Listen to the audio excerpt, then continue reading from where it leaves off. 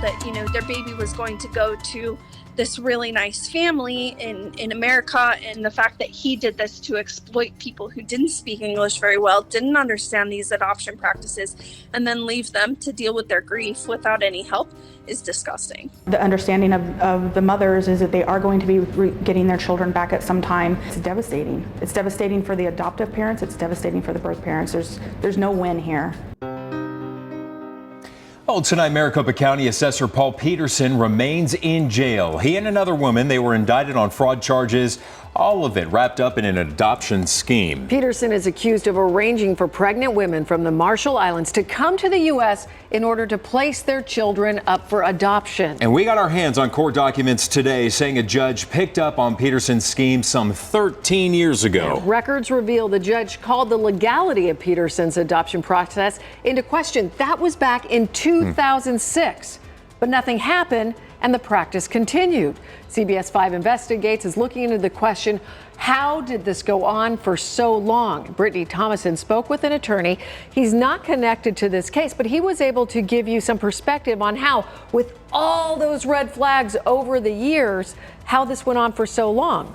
Right, that attorney says while he can't name a specific person who dropped the ball, he believes mistakes were definitely made. He told me this is one of the rarest adoption fraud cases he has ever seen.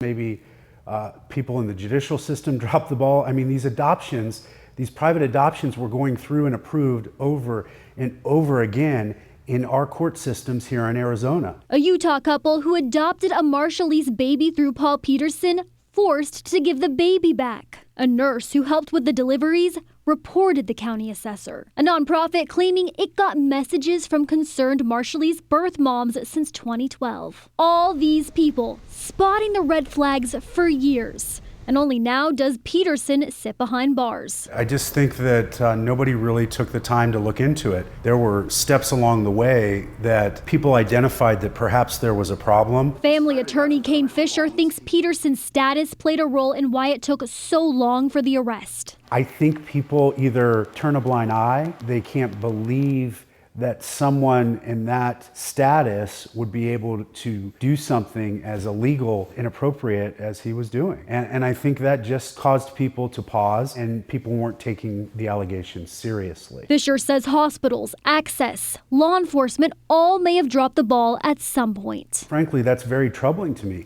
I'm an attorney that practices family law in this county. It just baffles me. It's this pattern and practice of wrongful adoptions would be able to continue for so long under everybody's nose.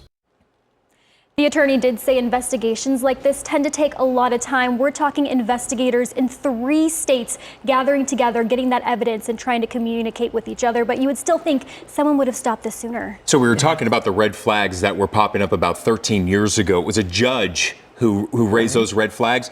Where's that judge today, and is that judge saying anything? We have reached out and we're trying to get some information from them as well. But still, this just keeps unfolding. More and more details. Brittany, thank you.